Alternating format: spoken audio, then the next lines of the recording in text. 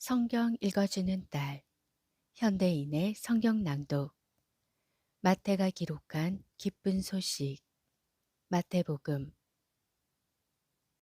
13장. 그날 예수님은 집에서 나와 바닷가에 가서 앉으셨다. 너무 많은 군중이 모여들므로 예수님은 배에 올라 앉으시고 그들은 물가에 서 있었다. 그때 예수님은 여러 가지 비유를 들어 그들에게 많은 것을 말씀하셨다. 한 농부가 들에 나가 씨를 뿌렸다. 그런데 어떤 씨는 길가에 떨어져서 새들이 와서 먹어버렸고, 어떤 씨는 흙이 많지 않은 돌밭에 떨어져 흙이 깊지 않으므로 곧 싹이 나왔으나, 해가 돋자 뿌리를 박지 못한 싹은 타서 말라버렸다. 또 어떤 씨는 가시덤불에 떨어졌는데 가시나무가 자라 그 기운을 막았다. 그러나 어떤 씨는 좋은 땅에 떨어져 100배, 60배, 30배의 열매를 맺었다. 귀 있는 사람은 잘 들어라. 제자들이 예수님께 와서 저 사람들에게는 왜 비유로 말씀하십니까? 하고 묻자 예수님은 이렇게 대답하셨다. 너희에게는 하늘나라의 비밀을 아는 것이 허락되었으나 저 사람들에게는 허락되지 않았다. 있는 사람에게는 더 주어 넘치게 하고 없는 사람은 가진 것까지도 빼앗길 것이다. 저들은 보아도 알지 못하고 들어도 깨닫지 못하므로 나는 저들에게 비유로 말한다. 그래서 다음과 같은 이사야의 예언은 저들에게 꼭 들어맞는 말이다. 너희는 계속 들어도 깨닫지 못하고 계속 보아도 알지 못한다. 이 백성은 마음이 둔해졌고 귀는 먹었으며 눈까지 멀었다.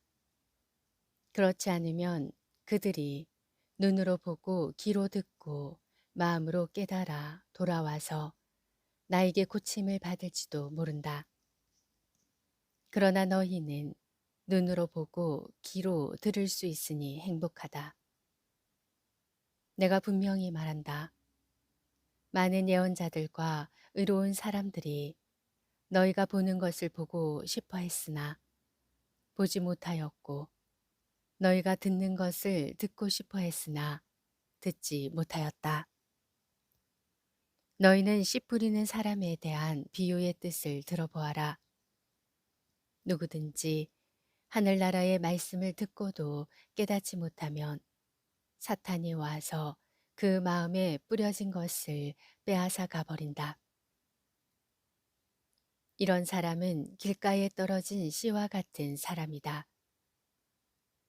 그리고 돌밭에 떨어진 씨는 말씀을 들을 때 기뻐하며 즉시 받아들이지만 그것을 마음속 깊이 간직하지 못하고 잠시 견디다가 그 말씀 때문에 고통이나 핍박이 오면 곧 넘어지는 사람이다. 또 가시덤불 속에 떨어진 씨는 말씀은 듣지만 이 세상 걱정과 재물에 대한 유혹 때문에 말씀대로 생활하지 못하는 사람을 말한다. 그러나 좋은 땅에 뿌려진 씨는 말씀을 듣고 깨닫는 사람을 가리킨다. 그런 사람은 100배, 60배 또는 30배의 열매를 맺는다. 예수님은 또 다른 비유를 들어 그들에게 말씀하셨다. 하늘나라는 자기 밭에 좋은 씨앗을 뿌린 사람에 비할 수 있다. 사람들이 다 잠들었을 때 원수가 와서 밀밭에 독보리를 덧뿌리고 갔다. 밀이 싹 터서 자랄 때 독보리도 함께 자라는 것을 보고 종들이 주인에게 와서 주인님, 밭에 좋은 씨앗을 뿌리지 않았습니까? 그런데 독보리가 어디서 생겨났습니까? 하고 물었다. 그러자 주인은 원수가 이런 짓을 했구나 하고 대답하였다.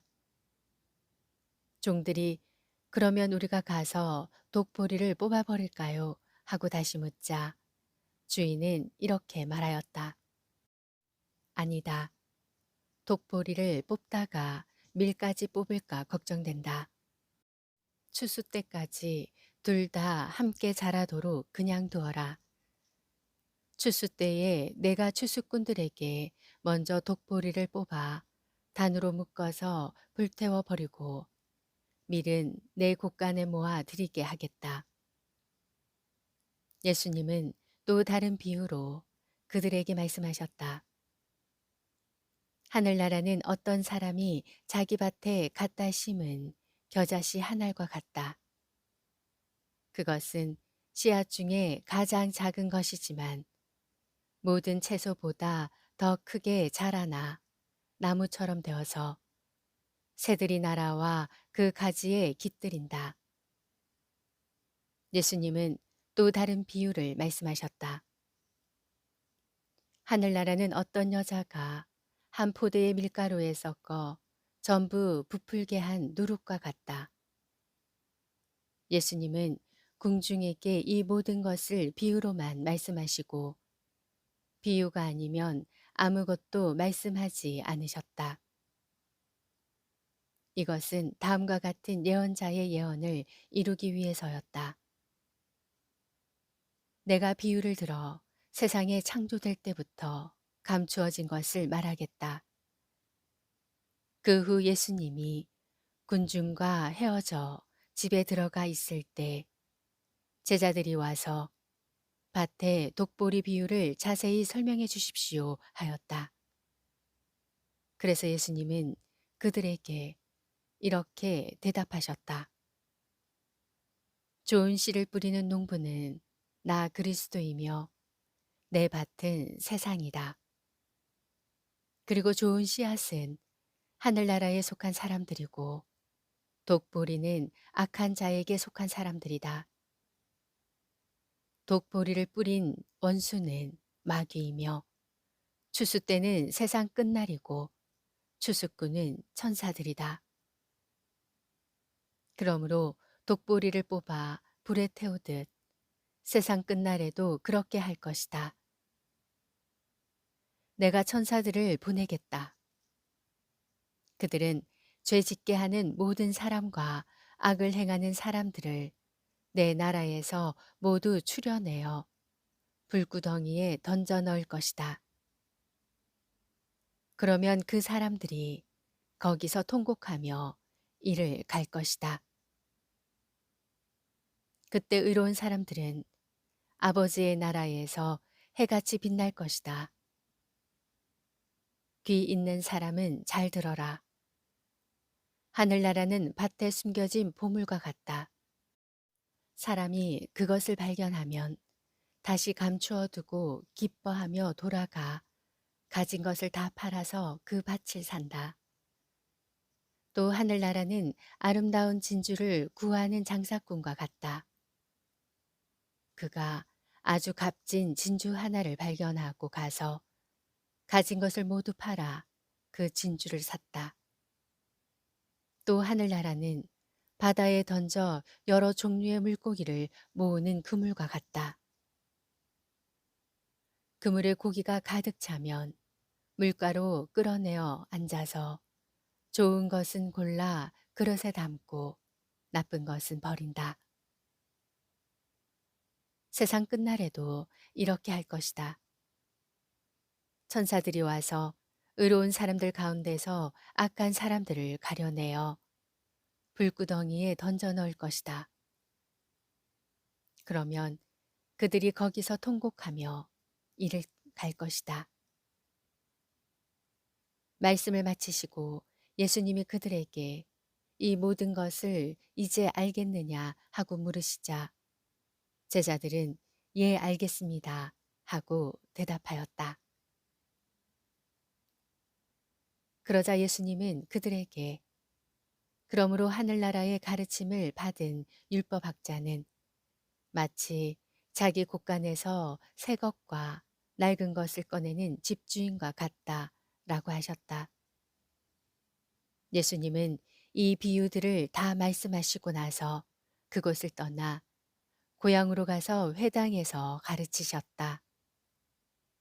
사람들이 듣고 놀라 이 사람의 이런 지혜와 기적을 행하는 능력이 어디서 났느냐? 이 사람은 목수의 아들이 아니냐? 그의 어머니는 마리아이고 야고보와 요셉과 시몬과 유다는 그의 동생들이다. 그리고 그의 누이 동생들도 모두 우리와 함께 있지 않느냐? 그렇다면 이 사람은 이 모든 것을 어디서 얻었느냐 하면서 예수님을 배척하였다. 그러나 예수님은 그들에게 예언자는 자기 고향과 집안에서 존경을 받지 못한다 하시고 그들이 믿지 않으므로 거기서는 기적을 많이 베풀지 않으셨다. 14장. 그때 그 지방을 다스리던 헤롯 왕이 예수님의 소문을 듣고 신하들에게 말하였다. 그는 세례 요한이 분명하다. 그가 죽었다가 다시 살아났기 때문에 기적을 행하는 이런 능력을 소유하게 되었다. 헤롯이 전에 동생 빌립의 아내 헤로디아의 일로 요한을 잡아 가둔 일이 있었다. 그것은 요한이 헤롯에게 당신이 그 여자와 결혼한 것은 잘못입니다 하고 말했기 때문이었다. 헤롯은 요한을 죽이고 싶었으나 많은 사람들이 요한을 예언자로 여기고 있었으므로 그들을 두려워하였다. 마침 헤롯의 생일날 헤로디아의 딸이 손님들 앞에서 춤을 추어 헤롯을 기쁘게 하였다. 그러자 헤롯은 그녀가 요구하는 것이 무엇이든지 들어주겠다고 그녀에게 맹세하며 약속하였다. 그래서 그녀는 자기 어머니가 시키는 대로 세례 요한의 머리를 쟁반에 담아 제게 주십시오 하고 요구하였다. 왕은 몹시 괴로웠으나 자기가 한 맹세와 잔치 자리에 앉아 있는 손님들 때문에 그녀의 요구를 들어주라고 명령하고 사람을 보내 갇혀 있는 요한의 목을 베어 오게 하였다. 그리고 요한의 머리를 쟁반에 담아 소녀에게 주자 소녀는 그것을 자기 어머니에게 가져갔다.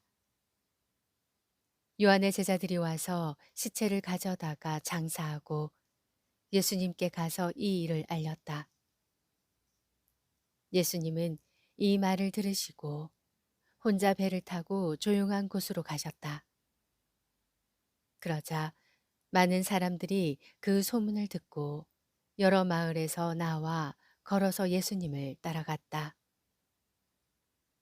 배에서 내린 예수님은 많은 군중을 보시고 불쌍히 여겨 병자들을 고쳐주셨다. 저녁 때가 되자 제자들이 예수님께 와서 말하였다.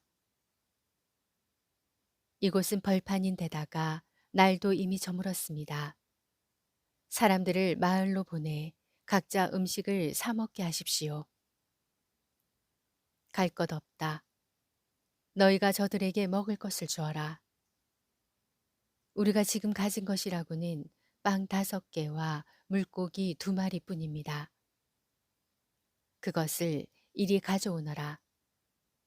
그리고서 예수님은 군중들을 풀밭에 앉히시고 빵 5개와 물고기 2마리를 받아 들고 하늘을 우러러 감사 기도를 드리신 다음 떼어서 제자들에게 주셨다. 그리고 제자들은 그것을 군중들에게 나누어 주었다.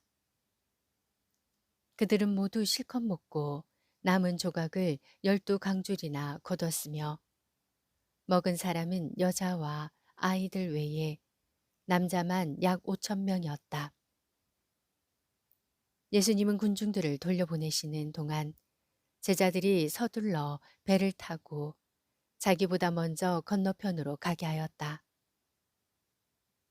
군중을 다 보내신 후에 예수님은 기도하시려고 혼자 산에 올라가셔서 날이 저문데도 그곳에 홀로 계셨다.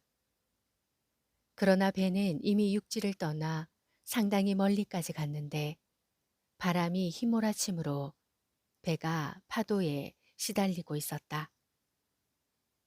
새벽 4시쯤 되어 예수님이 바다 위로 걸어서 제자들에게 오셨다. 제자들은 예수님이 바다 위로 걸어오시는 것을 보고 무서워하며 유령이다 하고 소리쳤다. 그러자 예수님은 즉시 나다 무서워하지 말고 안심하여라 하고 말씀하셨다. 그때 베드로가 예수님께 주님, 주님이시거든 저를 물 위로 걸어오라고 하십시오 하였다. 예수님이 오너라 하시자 베드로가 배에서 내려 물 위로 걸어서 예수님을 향해 갔다. 그러나 그가 파도를 보고 무서워하다가 물에 빠져들어가자 주님 살려주십시오 하고 소리쳤다. 예수님이 즉시 손을 내밀어 그를 붙잡으시며 믿음이 적은 사람아 왜 의심하느냐 하시고 배에 함께 오르시자 바람이 멎었다. 그때 배에 있던 제자들이 예수님께 절하며 주님은 참으로 하나님의 아들이십니다 하였다. 그들은 바다를 건너 게네사렛 지방에 이르렀다. 그러자 그곳 사람들이 예수님을 알아보고 주변 지역에 다 연락하여 모든 병자들을 예수님께 데려왔다. 사람들은 예수님의 옷자락이라도 만지게 해달라고 간청하였으며 옷자락을 만진 사람은 모두 나았다. 마태복음 13장, 14장 말씀이었습니다. 성경 읽어주는 딸, 아직 구독 안 하셨다면 구독, 좋아요, 전체 알람 잊지 마시고 사랑으로 꼭 눌러주세요. 감사합니다.